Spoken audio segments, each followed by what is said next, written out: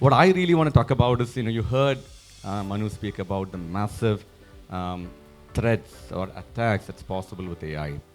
And I want to flip it around and talk about the opportunities that present to us, right? And especially this conclave being a conclave where we're talking about how we will position or accelerate Kerala's role as an AI hub, developing high-tech products, and more importantly, creating high-tech jobs. I want to probably start off with my own personal journey and talk about it in a very simple way, how people in this audience can actually think about developing cybersecurity capabilities from India and in Kerala. So with that, I'll just probably talk about a bit around my journey. Arun Raj, been a technologist for 30 years. Spent most of the time in the US and then India calling. Always wanted to come back and do something for the mother nation, and that call kept persistent. And then the first chance I got to move closer home, I left the US, the Valley and the East Coast, and then came to London, one step closer. Spent around 15 years there. And while I was there, I had the privilege to work with a lot of leading technologists and business leaders. And I spent a number of years helping intelligence agencies, mostly the three-letter agencies. And I can relate to a lot of things Manu says, and helping those intelligence agencies to really deal with the proverbial needle in the haystack. So, for example, when a bomb goes, explodes in a New York suburb, have you ever wondered how the intelligence agencies suddenly nail down into like 10 suspects in less than an hour? It's just nothing but data fusion, right? You collect as much information you can have, human intelligence and non-human intelligence, and fuse it and understandably use machine learning models to be able to understand anomalies or outliers. And that's exactly how this is doing. And the question is, how much data can you collect and how useful is the data and what techniques do you use to be able to extract insights? And that's what I used to do for a living. I spent a lot of time working with the Australian police and some of those agents that I can talk about, but you get it, cross-border terrorism, counter-terrorism, of course, and even other more societal problems like child trafficking and human trafficking and pornography. But the point is, if you have the ability to collect, everyone leaves footprints, and there's so much information, and you always wondered why all these tech companies are giving so much freebies. They're collecting your data, and the data is the oil, right? So if you have the data and you have the ability to collect the data, then you are able to really then extract meaningful insight. So, and then while I was working with some of those eminent leaders dealing with human intelligence, I came across some senior people in the cyber industry. So, and they're my co-founders. One is a gentleman by name Sir Ian Lopan.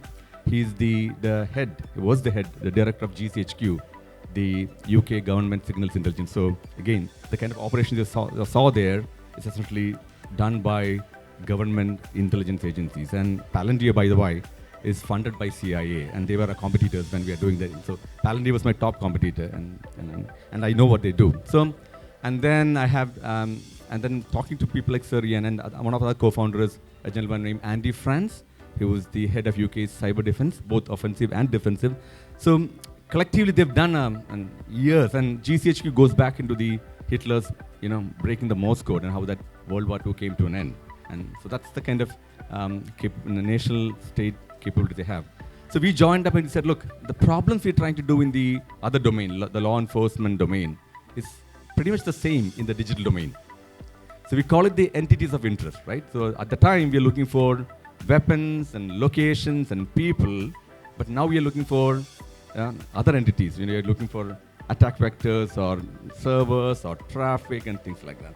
So we thought it's the same, right? If you can fuse the data and ask the right kind of questions, then you're able to really understand what's going on. And that's how we set up Prevalent AI.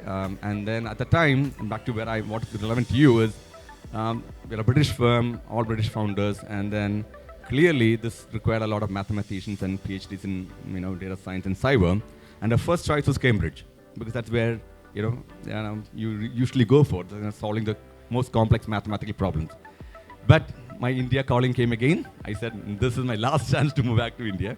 So I said, the only way I'll be associating with you is if I can go back to India and set this company up there. Because I said, trust me, the talent exists. We can solve these problems, but what we really need is the leadership on the ground. And I said, I'm more than happy to personally move my family. I got 3 kids, and I literally first convinced my board to do this in India, and then convince my wife. That's much harder than convincing the board, and got my children back to India, and we set up Prevalent here. So, and now today, combination of hard work and blessings and luck. We are an extremely valued company. We got large investors behind us. One is Temasek, the large Singapore sovereign fund, and then we just closed the year with another private equity, American private equity, investing some money to really grow. But we are under the stealth even now. We don't have a single sales and marketing guy. We don't talk much about what we do. But I can tell you that what we do is pretty high end, and we help secure some of the largest what we call critical infrastructure companies in the world, the telcos and the banks. And how we do it? Exactly that. We actually consume pretty much any piece of information that an enterprise have. It could be telemetry logs, it could be threat intel, it could be all the information they have, and then to be able to apply more advanced AI and machine learning to be able to understand what are the risks associated with it. So back to your kind of what you talked about, resilience.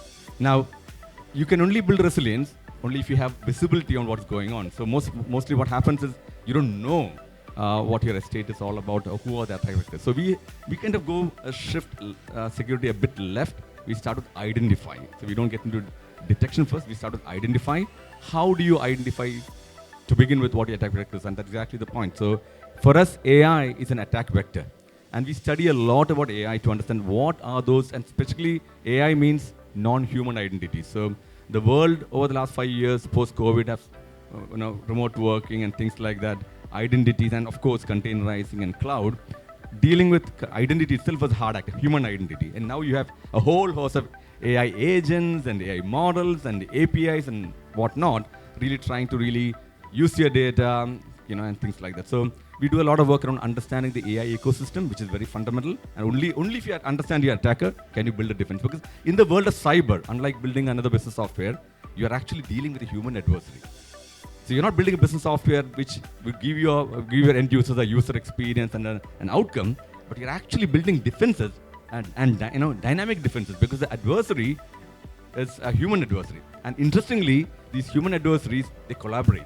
Defenders don't collaborate. It's very hard. It will be very hard to see, maybe Manu and I can collaborate, but it's very hard to see many defenders collaborating and saying, let's do it joint. But attackers, they share their IP, they share their attack exploits, and then, and two, for them, it's just, kind of throwing a stone at a glass, house, right? Because whatever they get out is a bonus.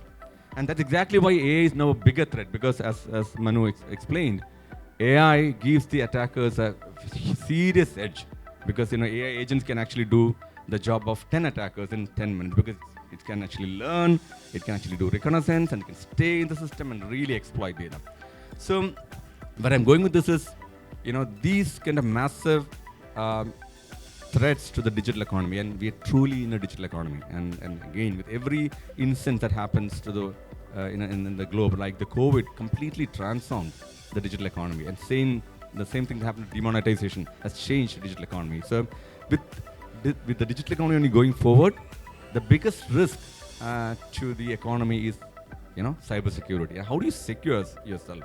And that's exactly my point. I think there's a huge opportunity for Kerala to be the kind of digital or cybersecurity hub of the world. And why? And I'll talk about a bit more specific. So when we came back here, clearly, as I said, the hardest act was to really get the talent.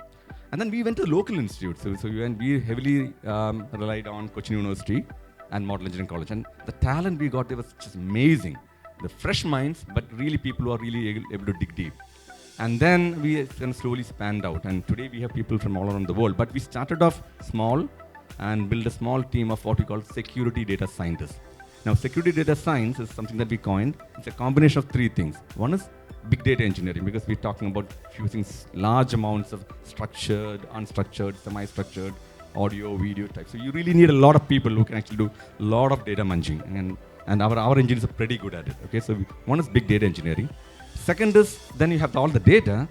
How do you really apply the domain knowledge to it? And we talked about, and in the opening session, we talked about, and I think Ben talked about it. It's about domain. You need to have domain knowledge. It's not the tech alone.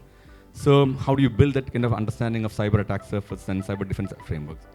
And finally, you really need AI or machine learning to be able to exploit that amount of data. So each one of those, the big data engineering, cyber, and AI on its own is a hard act. So you can now think about how to fuse it all together and commercially build a product and become a market leader. Now, having done that, I can stand in this podium and very confidently say that we can do in a much larger scale with much more precision. So that's my confidence. I believe that Kerala has got everything going. We got great talent, and I think Kerala has got the highest density of science and technology institutes in India. Right? I think someone used terms like 60,000 graduates passing out in a year. We need to really get them on the board. And we talked about skilling. I think people need to be skilled. So we really need skilling, and we need to really have that kind of capability to bring these people. So at one stage, I was very passionate about building something like a security data science academy. An academy where people are trained properly on those three foundational capabilities of big data engineering, cyber, and AI, and make them industry ready. I think these are things we can do, and I'm more than happy to work with SICCI and the government to do that. I think that's exactly what we need to do. I think Kerala has got maybe the wrong analogy, but Kerala can be the Israel when it comes to cyber warfare. We have that kind of talent here, and we now have investors ready to put in the money, and we really have an ecosystem developing. So with that, I will stop my conversation, but the message is there's a vibrant economy. We can actually deliver some amazing products from India, create some high value companies, and in doing so, create employment, which is very, very highly paid employment as well. Thank you.